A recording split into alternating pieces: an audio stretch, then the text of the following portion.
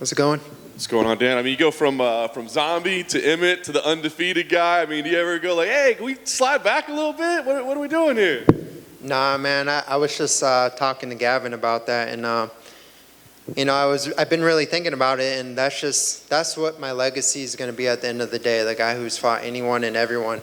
And I was just saying, like, I would be a coward if I tried to choose an easy route to the top, and I want to be the guy that's known that's fought the best guys in the world, and that's all I'm out here to do, is to test myself and to grow as a fighter and to eventually reach the top. I was gonna say, I mean, in some ways, it's like a compliment, right? They keep giving you guys that have better records each time out. I mean, do you take that as maybe a sign of respect from the organization? A little bit. I mean, I really don't think too much into it. I'm sure there's not a whole lot of guys out there, especially in the top 10, top 15, that wants to fight a undefeated Russian that's just coming up the rankings that not a lot of people know. But I'm that guy, and I find some type of pleasure to give a guy his first loss. So, that's what I look at in all this, when they offer me that opponent. And I'm usually not one to turn down a fight. I don't think I've ever turned down a fight, actually. So here I am a few days away and get to do this thing again. Didn't necessarily get the results you wanted last couple times out, but just curious what you thought about your performances. I mean, you are taking guys to the distance, you're putting on good fights. I mean, do you take any comfort in your performance? I mean, a little bit, but not really, man. I just, like my last fight, for instance, it was a close fight. You can argue both ways, but at the end of the day, I didn't get my hand raised. And why? Because I didn't do enough. And when I look back at that, it's just like, what is it that's holding me back from getting to the next level? And it's those little moments, and like taking risks, taking chances, and that's just something I've been focusing a lot in my life and in training, is just taking more chances in life. And I really think that will start to translate in my fighting career. And I feel like I'm growing a lot. I feel, I'm on a fresh slate, if you want to call it that. You could say I'm, 0-2 in my last two fights, but I see myself as 0-0. It sounds cheesy to say, but I'm a new person, and I'm starting fresh, and I'm having fun with this again. I kind of grew kind of bitter over the sport over the last year, and I put a lot of pressure on myself when I became a dad. Like, I had to financially provide for my family, and that was just an extra pressure I didn't really need, because I never got into this sport for money. I got into this to be the best in the world, and I knew eventually money would come. But you start making decent money, and then you hear all the topics about fighter pay. You can get bitter over the sport real quick. And so I just, taking financials away, I tried to get back to my roots. What got me to the UFC? I was fighting for 10 free tickets. I fought for free my first pro fight, and then I fought for $500. It was never about the money. It was to be the best. And that's kind of the mindset I have again. And money is nice. I can always make money because I know how to work hard. So, I'm not thinking about that. I'm just thinking about winning and having fun and going out there and performing. That's awesome. When did you reach that realization? Was it after the last fight, or? I had a little bit after the zombie fight, because that fight I was very emotional. I've never had that type of emotion before a fight. And I think it's because going in the Gavin Tucker fight, I was just this, there was not a man that was going to beat me that night, because I had a different kind of, even my wife was about to give birth, but I was very protective. And for the first time, I think just randomly at coffee shops, a guy was smoking a cigarette, and I snapped on the guy. I was like, hey, my wife's pregnant. But that's not who I am. But it was my protective dad instinct. And then this my son actually came into the world, and it changed a whole lot of things. And I don't know, it just, like I said before, it became a financial thing. And I didn't really take time to to adapt becoming a father. I just tried to like force all these things that I think I'm supposed to do, but no one knows what to do, especially for that first child in the first year of life. But I think I'm growing, I'm adapting, and I'm just becoming a better father, better human, better person. I'm grounded, I'm connected with my family, I'm connected with God again, and I feel good. I feel enlightened, refreshed, and I'm happy. Talk about the preparation for this fight, I guess. Was it just like nonstop wrestling all day, every day? Kinda, man. I reached out to Sean Shelby. It's funny because after the Emmett fight, it was so close that I wanted to just almost get right back in there right away. And then after about a month, I was like, okay, I'll take a little time after I put some pounds on and took some time off. But I had reached out to Sean in like mid-January. I was in Hawaii, and I told him I'd like to take a little time off, maybe fight in around May, June. And right in February, he offered me Mobsar, and I was like, okay, that's 17 weeks. Sweet. We'll take it. But once I got the bout agreement, but once I signed the bout agreement, I can't shut my mind off. So I've pretty much been going nonstop. But I've kept it fun. I went and trained different places. I did a little secret mini Russian training camp for 3 weeks, and then I went to Denver, Colorado. I kind of had the Rocky mindset that I'm fighting freaking Drago, undefeated Drago, and here I am, Rocky. So I went to Colorado Mountains, trained with Justin Gagey for a month. I lived at his house, and then I came back to Vegas. It was my son. I couldn't miss his birthday, son's first birthday. Then I still had like 9 weeks to prepare, so I just been grinding here, and I'm in the best shape of my life, and I don't think I could be any more prepared. Last thing for me, kind of knowing the realizations you've had, the mindset you've had. I mean, does the result of the fight matter to you, or is this more about just the performance that you go in there, you do your best, you enjoy it, you take it in? Is that enough? I really do see myself winning this fight, but it's not about for me, it's not about the result, the trophy, the performance. It's about me going in there and being free and having fun with this. I think I've been in this sport for a while now, and I've been there at the top. I've been there when I was on a 6-fight win streak, and I had the company behind me, pumping me out, giving me main events, and you buy into your own hype a little bit, and you start to believe you're this person who you really aren't. I'm just a normal person like every other fighter in this, but you buy into your own hype, and I think my opponent's probably experiencing that right now. 15-0, it's kind of hard not to be a little confident and cocky, and you got the odds makers behind them. You got the media and everyone saying, oh my God, this guy's unstoppable. Like, he's just another human being like myself, and he's had an equal amount of time to prepare, and we'll see what happens Saturday night, but I'm confident I'm going to go in there and get the W. Hey, Dan. What's the super secret Russian camp that you went to? It was here in Vegas, but I don't want to. When it all happened, it was just like a weird political time with like the war and everything, and I don't want to get anyone in trouble just because I was out there grinding. That's all that matters. I've actually trained with the Russians a lot. I've trained with Khabib. I've trained with Islam Makhachev. I've trained with all the best guys that are the top Russian prospects in this game, and now I get to fight one. But I've done a lot of training with them in the past, and I know, although they're all a little bit different, they have a similar approach and a similar style.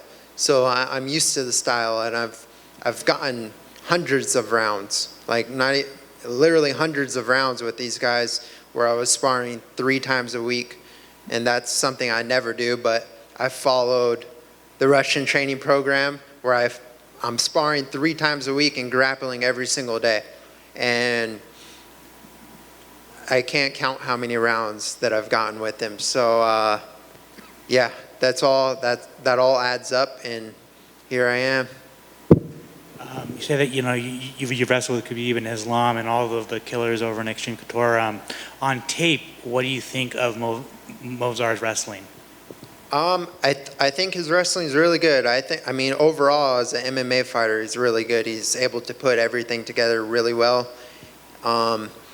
His ability to anticipate and know when guys are like, he knows when to fit in on takedowns and knows when to strike with guys. And typically, when you watch him fight, if he has a little bit better stand up, he won't even go to the wrestling. He'll just stay and strike with guys if he has a little bit better stand up. But I think it's what we haven't seen from Movsar, and what we haven't seen is his ability to face adversity. It's a lot of adversity in my life, and I've overcome a lot of obstacles and a lot of mountains, and I've climbed a lot of mountains as well. And you know, he's on the mountaintop right now, but he doesn't know there's another valley ahead of him to get to the next peak, and that's me. I'm the valley. So I'm excited to be the one to, you know, put a 1 on his record.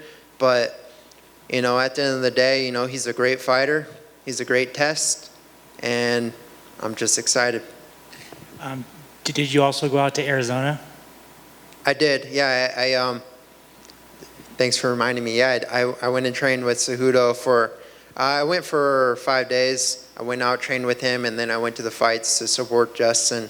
But yeah, that was a nice little, I guess you could call it downtime, because we didn't train super hard, but we broke down like just the fundamentals, the philosophy of fighting. He explained to me his philosophy, and you know, I just try to take little bits and pieces from all the greats, from Khabib, from Justin Gaethje, from Henry Cejudo, and all the guys that I've been able to be around and learn from, and to make it my own, make my own style, and make my own.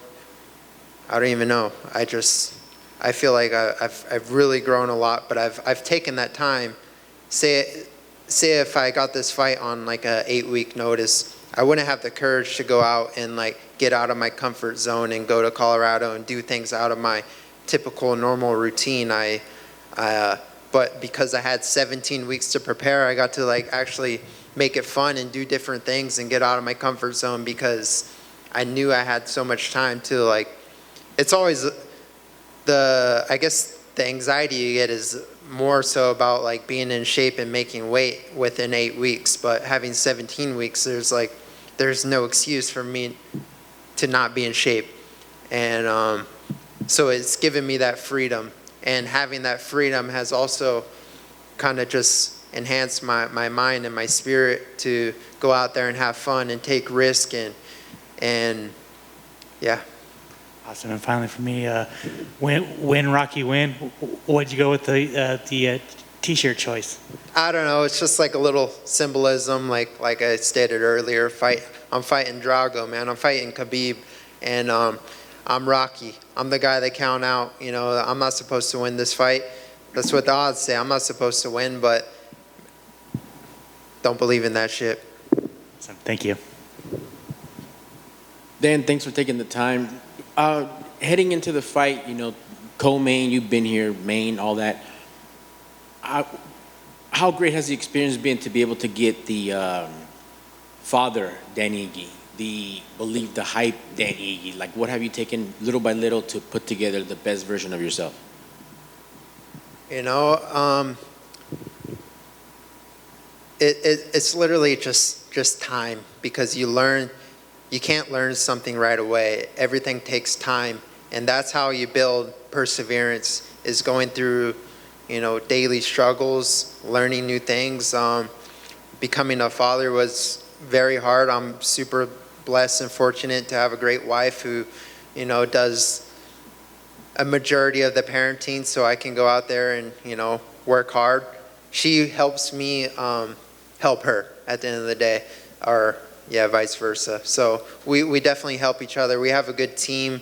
a good structure, and I think that's super important because I used to, I don't know, I was a very selfless fighter, I guess, and this is a selfish sport, they say, and being selfish was something that I've always had a hard time with. So it's like literally like after training, I should be focusing on what am I going to feel, what am I going to put in my body. But my first instinct is, okay, what does my wife need to eat and what does my son need to eat? And then I'll just eat whatever they eat. But it's like this is something you grow like in a marriage, grow as a team. And we had this conversation probably right before fight camp. I was like, hey, let's just like talk about this now. And so there's no like expectations. Like either I'm going to fend for myself for every meal to make sure I'm fueled, or you're going to make me every meal. And she's like, okay, you fend for yourself. So that was like something that's definitely taken a lot of stress off my plate because I do stress a lot about, you know, my family and my other livelihood. But now it's just like I've figured out how to kind of separate them. Even though they're my fuel, they're my motivation, you kind of have to separate family and fighting because it's a crazy sport and it's a brutal and a ruthless sport. And at the end of the day, it's like I got another guy trying to essentially kill me. If there's no ref in there, like we're trying to kill each other. That's what we do. And I mean, you could look at this as a sport and points and all that, but like no. You have to go in there with a killer instinct, and I kind of didn't have that. Speaking of my last fight, like I didn't have that with Josh Emmett. He's a nice guy. I remember I've had not really a relationship, but like being around him at the PI when he was doing his knee rehab, I was doing like shoulder rehab, and like he was always a nice guy. And then we're at the weigh-ins, literally about to walk out on stage. It was like me, my coach Eric, Josh, and Joey, his coach. And we're just chatting the whole way, all the way up till we face off. And something in me like didn't really want to hurt him because I was talking to Justin Gagey after the fight, and he's like, "Did you want to kill him the whole time?" I'm like, "Good question, but no, maybe for a split second I wanted to kill him, but there was never like I didn't want to kill him the whole time."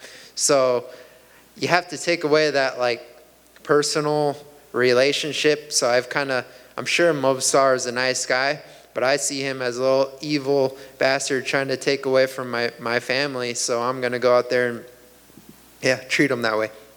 All right, man. And lastly, for me, not that Dan Balboa needs any more motivation, but your opponent let us know that he's predicting a first-round finish. Comments on that?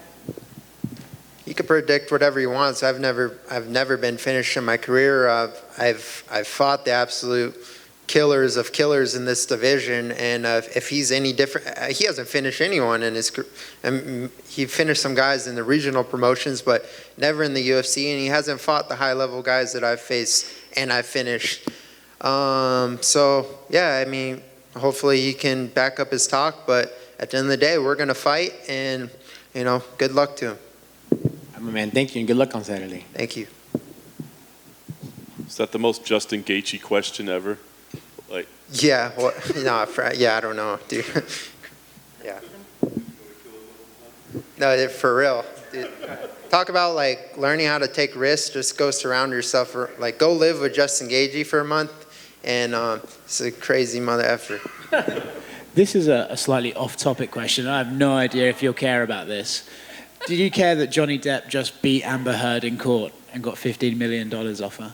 I don't know. Good for him. I don't really follow those. I see a little bit online and like read the memes and stuff, but I didn't really get into the case. But 15 million, good for him.